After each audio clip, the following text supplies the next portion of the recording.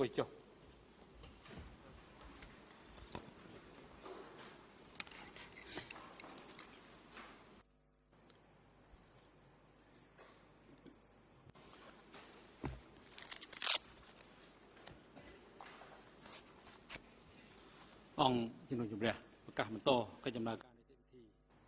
président.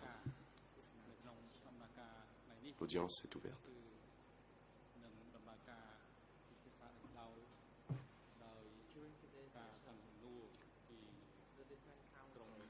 Aujourd'hui,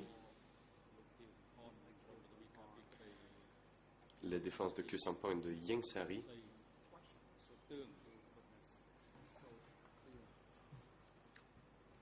poseront leurs questions aux témoins Sao Tung. La parole est à la défense de Nuon Chea. Maître Sonaron. Bonjour, Monsieur le Président, Madame, Messieurs les juges.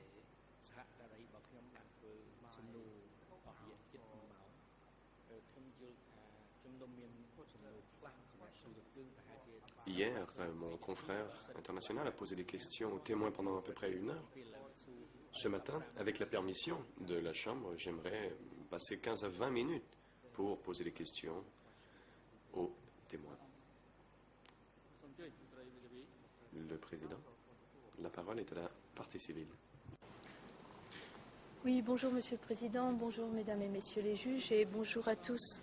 Je vois que le témoin n'est pas assisté d'un avocat. Je voulais juste être certaine que c'était sa volonté de renoncer à un avocat et dans le cas contraire, je pense qu'il faudrait peut-être assurer à nouveau la présence d'un avocat à côté de lui.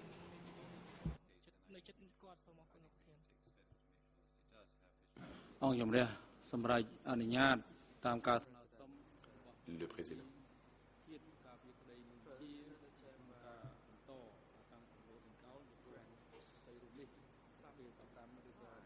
En premier lieu, la Chambre accorde 15 à 20 minutes pour l'interrogatoire par Maître Sonaron.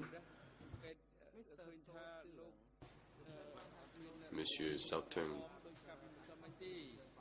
la Chambre remarque que vous n'êtes pas accompagné de votre avocat, comme vous l'étiez hier.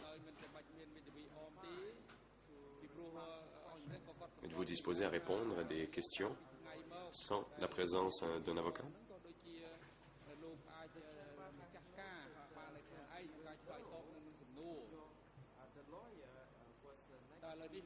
La Chambre a remarqué que vous sembliez confiant dans vos réponses, et ce malgré la présence de votre avocat à vos côtés.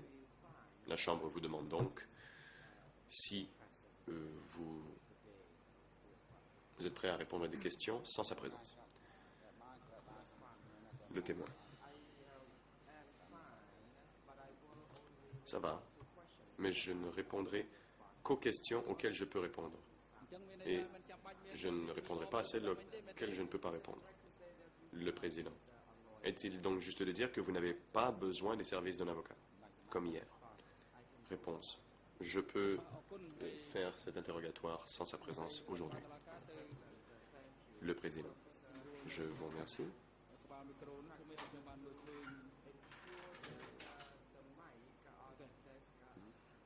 La Chambre demande au huissier de vérifier que le micro fonctionne bien et qu'il puisse bien voir le voyant rouge. Et vous pouvez peut-être, s'il vous plaît, écarter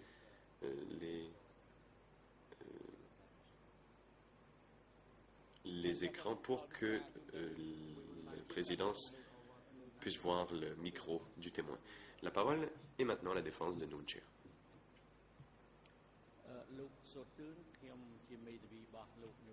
Maître Sonaron. Monsieur Sao Tung. Je suis conseil de défense de Nuon Chea. J'ai quelques questions, en fait j'en ai 4. Et je vous poserai ces questions au cours des 15 prochaines minutes. Alors, pendant combien de temps avez-vous travaillé étroitement avec Nuon Chea? Réponse. J'ai travaillé avec lui de 75 jusqu'à 77 et 78. Mais je ne me souviens pas des détails. Question.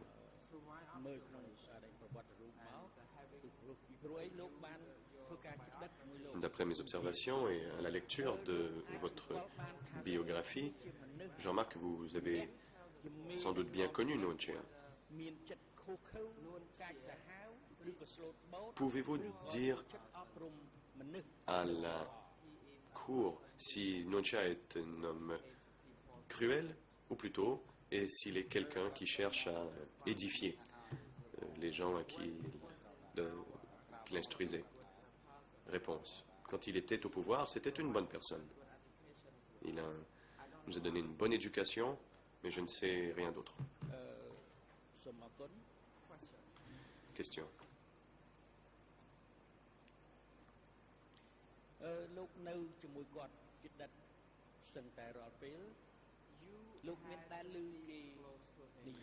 Vous avez été proche de lui pendant presque toute cette période.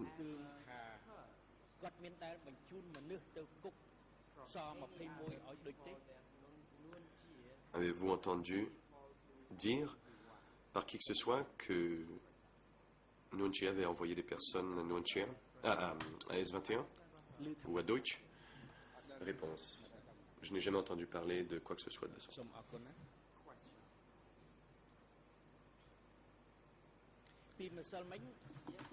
Question.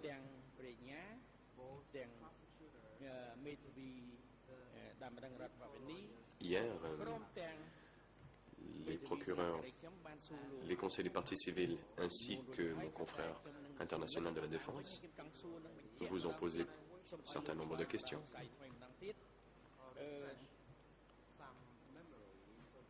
Mais j'aimerais vous rafraîchir un peu la mémoire pour que vous puissiez répondre à une autre question à propos du serment que vous avez prêté devant les co-juges d'instruction. Vous souvenez-vous d'avoir prêté serment avant d'être entendu par les co-juges d'instruction? Réponse. Oui. Question.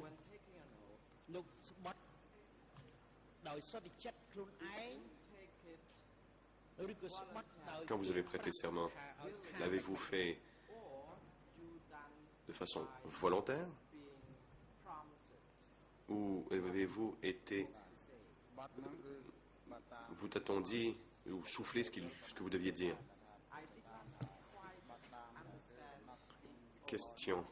Réponse. C'est-à-dire, je ne comprenais pas très bien le texte du serment, mais on m'a demandé de prêter serment. Sinon, rien ne serait réglé. Question. Pouvez-vous nous apporter quelques précisions? Que voulez-vous dire que vous deviez prêter serment et qu'on ne pouvait procéder sans? Pourquoi? Réponse. À l'époque, je ne comprenais pas très bien ce qui se passait. Question. Vous a-t-on contraint de prêter serment? Ou l'avez-vous fait de votre plein gré? Réponse. Non, on n'a pas contraint, on n'a pas forcé à prêter serment, on m'a simplement dit que je devais le faire. Question.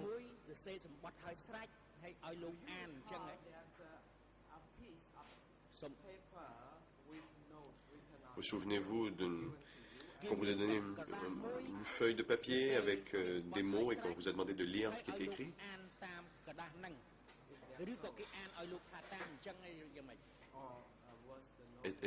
Est-ce que c'était comme ça? Ou est-ce qu'on vous a lu à voix haute ce qui était écrit et vous l'avez répété? Réponse. On me l'a lu à voix haute. Question.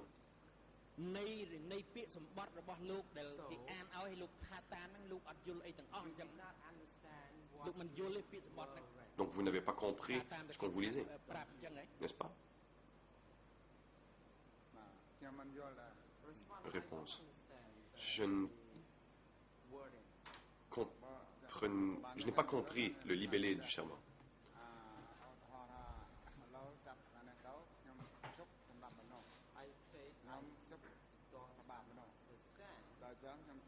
Je n'ai pas compris.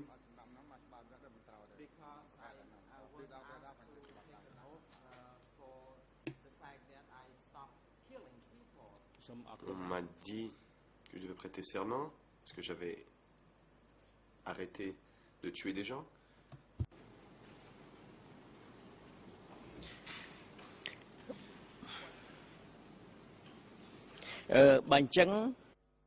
Question.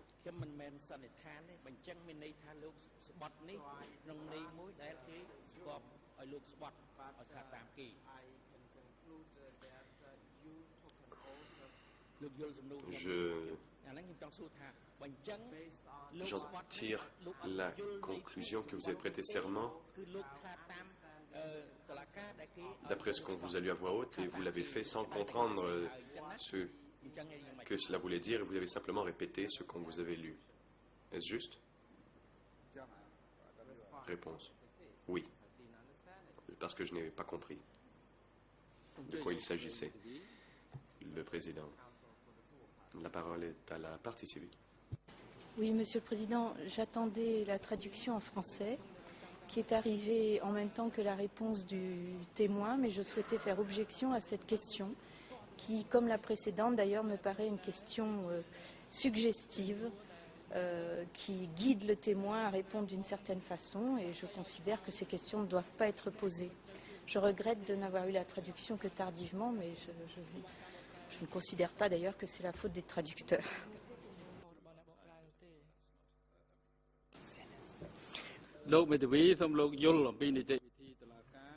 Le président. Maître, veuillez garder à l'esprit le code de procédure pénale et les questions relatives au serment. Ce sont les greffiers qui apportent leur soutien aux témoins pendant la sermentation.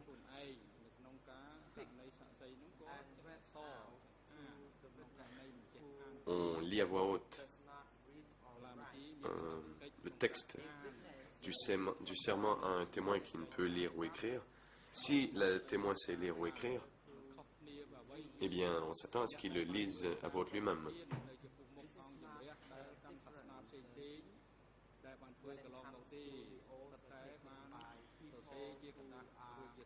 Ce n'est pas différent. Par exemple, pour ceux qui prêtent serment selon leur groupe confessionnel. C'est un greffier de la cour qui lit le serment à voix haute et le libellé du serment est expliqué au témoin avant même que la procédure ait lieu. Vous pouvez passer à une autre question. Veuillez éviter de suivre cette série que vous avez amorcée. Maître Sonaron, je vous remercie, Monsieur le Président. Monsieur Tung, j'aimerais maintenant passer au deuxième sujet. Vous avez dit hier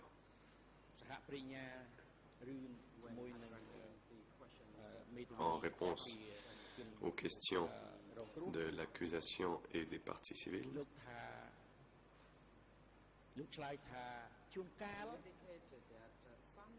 vous avez dit donc qu'il vous arrivait de recevoir des lettres de Nguyen Chia destinées à Deutsch à 3 reprises.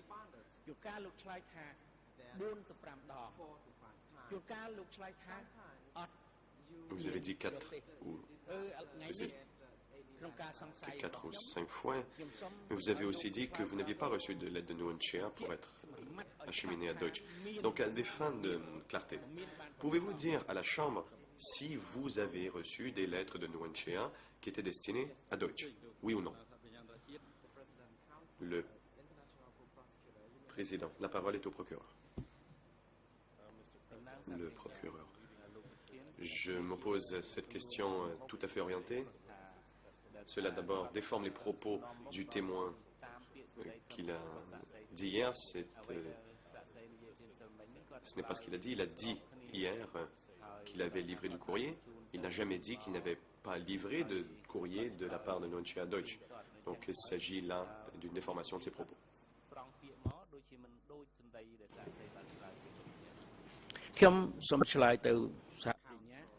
Maître Sonaron, j'aimerais répondre à cette objection du procureur.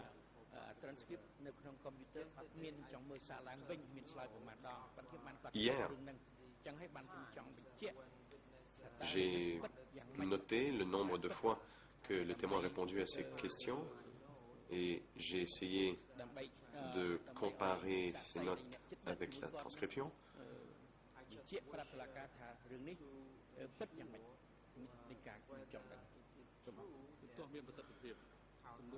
Je veux simplement m'assurer que le témoin a bel et bien dit cela.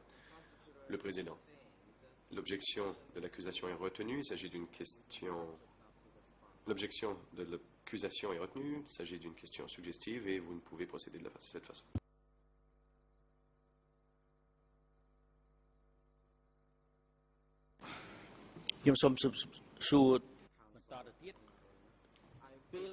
Maître Sonaron, j'ai d'autres questions posées aux témoins.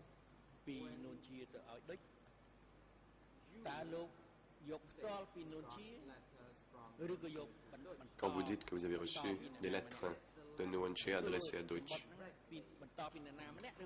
avez-vous reçu ces lettres en main propre de Nuon-Chea ou vous les avez obtenues par quelqu'un d'autre? Réponse. Parfois, je recevais ces lettres par le biais de quelqu'un d'autre et des fois, c'était directement de sa main. Question. Et quand vous avez livré ce courrier à Deutsch, lui avez-vous remis en main propre ou l'avez-vous simplement laissé au portail? Le président. La parole est à la partie civile. Maître Pikang, Monsieur le Président, Mesdames, Messieurs les juges, ces questions sont des questions répétitives. On a déjà posé ces questions. Le Président peut-il enjoindre au Conseil de s'abstenir? Le Président, veuillez vous assurer, Maître, que votre micro est allumé avant d'intervenir. Maître Sonaron. Hier, les avocats du Parti civil ont répété ces questions. Des questions qui avaient déjà été posées par des juges.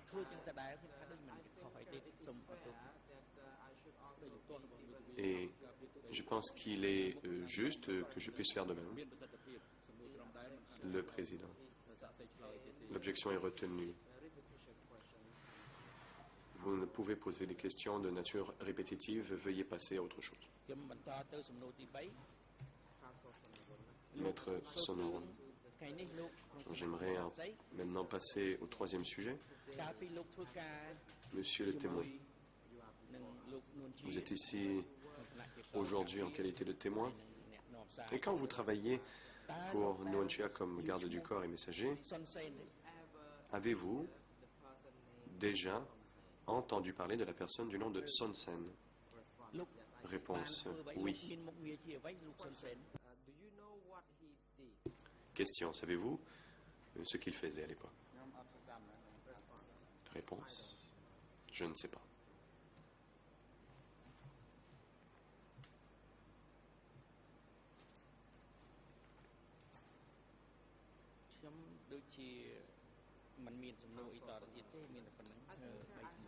Maître Sonaron, je n'ai plus d'autres questions. Voilà les questions que je souhaitais lui poser. Je vous remercie, Monsieur le Président et Madame, Messieurs les juges. Le Président, je vous remercie, Maître. La Chambre laisse maintenant la parole à la défense de Khieu Samphan pour son interrogatoire du témoin s'il souhaite procéder.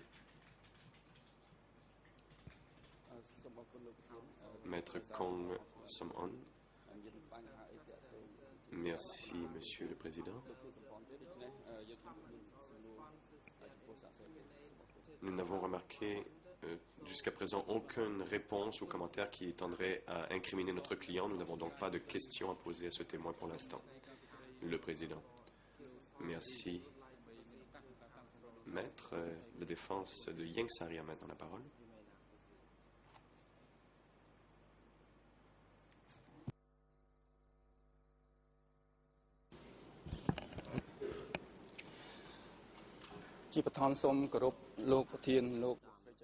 Maître Angoudon.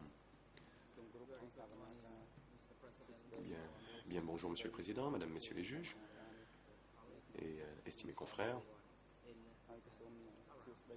ainsi que bonjour au public. Bonjour Monsieur South Tung. Je m'appelle Angoudon. Je suis l'avocat cambodgien de Monsieur Ieng Sary. J'ai quelques questions à vous poser ce matin. Ce sont des questions courtes, brèves, concises. Et nous apprécions vos réponses brèves.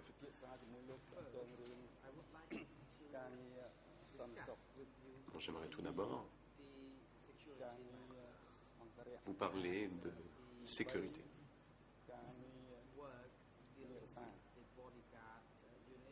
Et le travail de l'unité des gardes du corps ainsi que celle des messagers.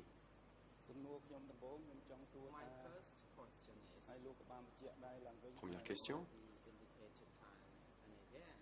Vous avez indiqué à plusieurs reprises que vous connaissiez l'unité Y10, cette unité de garde du corps de protection. Est-ce exact? Réponse oui. Cette unité avait la responsabilité d'assurer la protection des édifices entourant la structure militaire.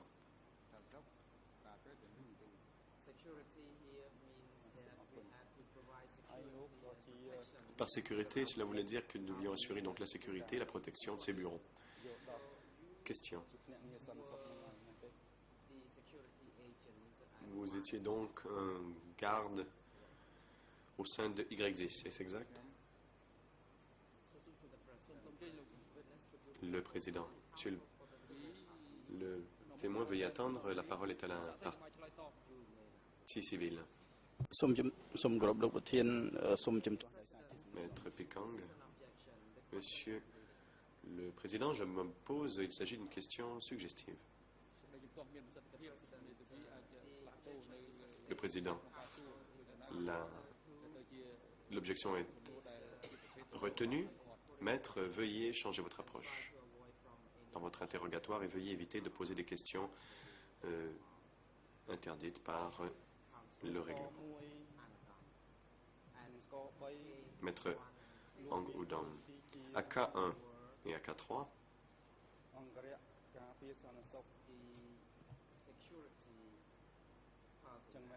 vous étiez garde de sécurité et vous assuriez la protection de personnes, est-ce exact? Réponse, oui. Question.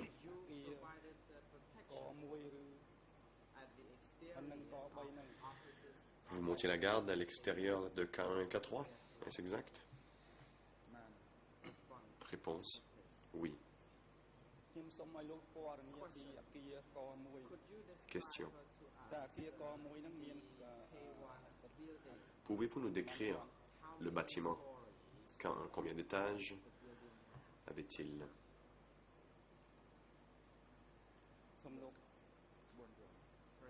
Réponse. K1 était un édifice à 4 étages. Question. L'édifice était-il entouré d'une clôture, d'un mur? Réponse. Oui. Question.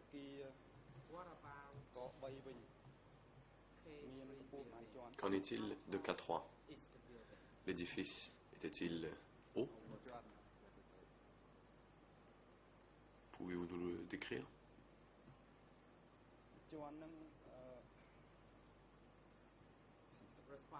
Réponse. C'était un bâtiment d'un seul étage. Question. Est-ce que K3 était enterré d'une clôture ou d'un mur? Réponse, oui.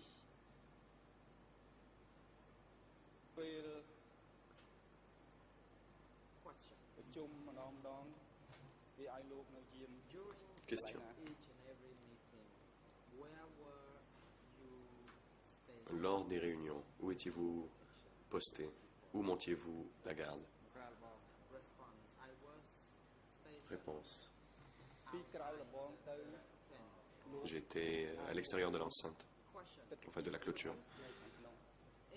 Question. Pouviez-vous voir ce qui se passait à l'intérieur depuis votre poste à l'extérieur? Réponse. Il était impossible de voir ce qui se passait à l'intérieur. Il y avait un mur de béton qui bloquait la vue.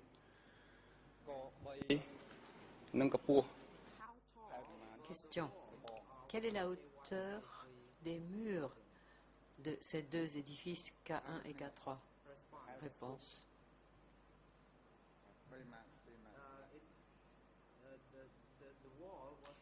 Le mur faisait à peu près 3 mètres de hauteur.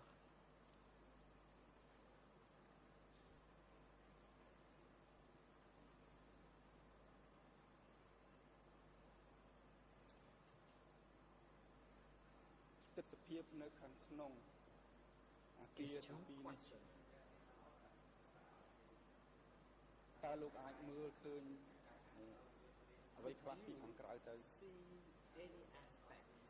Est-ce que vous avez pu voir quoi que ce soit de la situation à l'intérieur lorsque vous étiez posté à l'extérieur? Réponse. Non, je l'ai déjà dit, je ne pouvais rien voir. Le mur masquait toute vision de ce qui pouvait se passer à l'intérieur.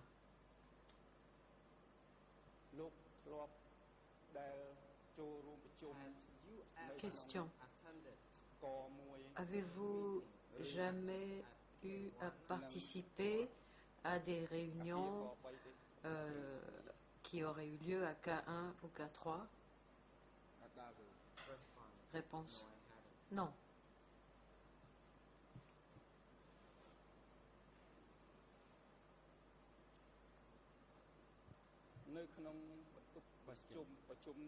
Question.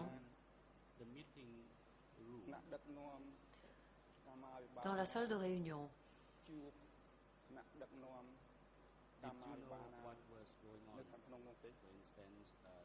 est-ce que vous savez ce qui se passait dans la salle de réunion? Par exemple, des rencontres entre différents dirigeants? Réponse. Non. Je ne savais pas.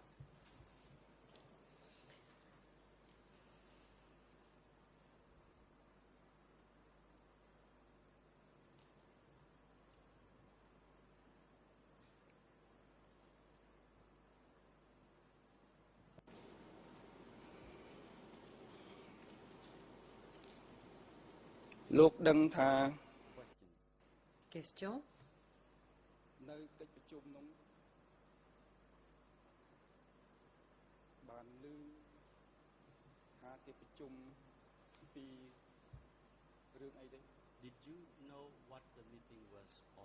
Est-ce que vous aviez une idée du sujet des réunions? Réponse. On ne m'a jamais dit. C'était leur affaire.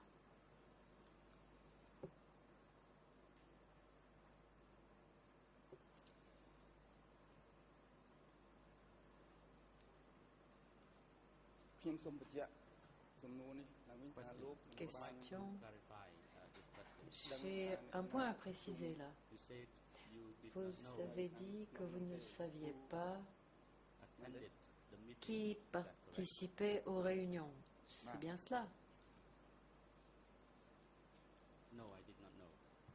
Réponse, je ne savais pas.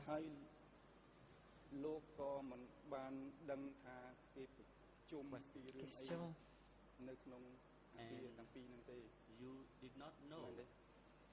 Et vous ne saviez pas le sujet de la réunion ou des réunions qui pouvaient avoir lieu dans tel ou tel des bâtiments. Le président, les parties civiles, vous avez la parole. L'avocat des parties civiles, objection, c'est une question suggestive. Le président, merci. L'objection de l'avocat des parties civiles est recevable. Le témoin peut ne pas répondre à la dernière question qui vient d'être posée par le co-avocat de Ieng Sary. La défense de Ieng Sary reprend la parole. Question. Question suivante.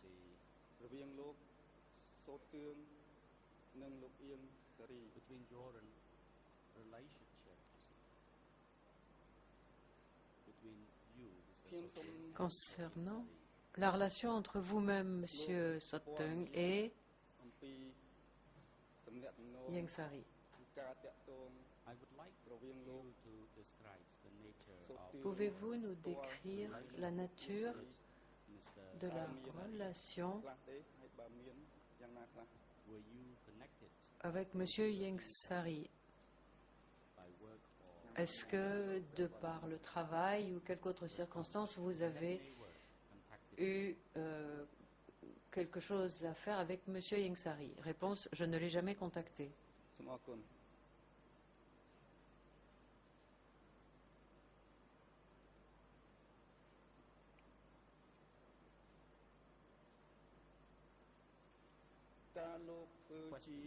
Question.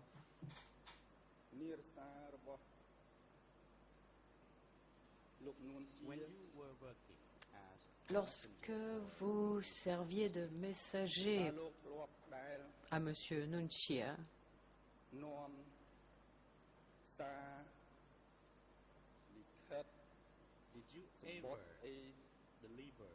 avez-vous eu jamais à livrer des messages, lettres, documents, plis à Monsieur Ieng Sary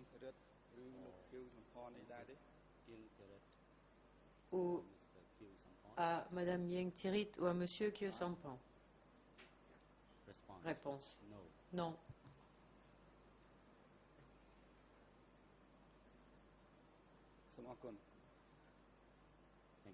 Merci.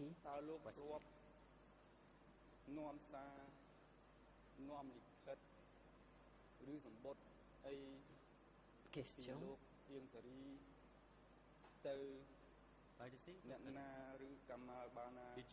Dans le même ordre d'idées, avez-vous jamais eu à livrer des messages, lettres, plis de M. Ieng Sary à d'autres dirigeants ou à d'autres hauts responsables? Réponse, non, jamais.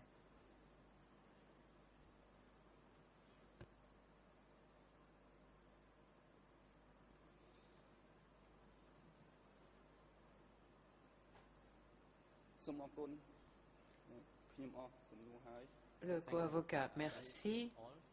Voilà toutes les questions que j'avais à vous poser. Au nom de M. Ieng Sary, mon collègue M. Carnavas, Maître Carnavas et moi-même, vous sommes très reconnaissants de votre présence devant cette Chambre et de votre témoignage qui nous aide à mieux cerner la vérité. Nous vous souhaitons un voyage sans encombre pour entrer dans vos foyers. Le président.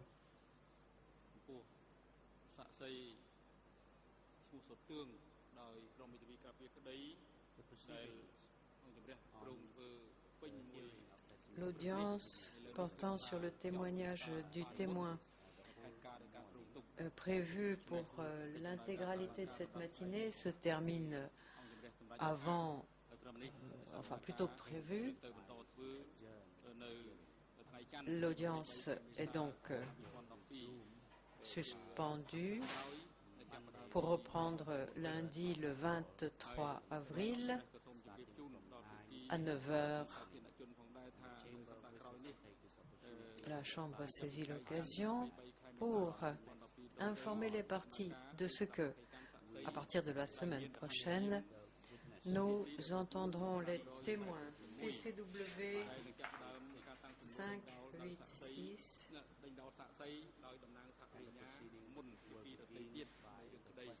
et la procédure commencera par les questions de l'accusation qui sera suivie des autres parties. La Chambre remercie M. Sutton de nous avoir donné son temps, sa disponibilité pour nous fournir son témoignage depuis 2 jours et demi. Nous constatons que vous avez répondu de votre mieux à toutes les questions posées par les parties.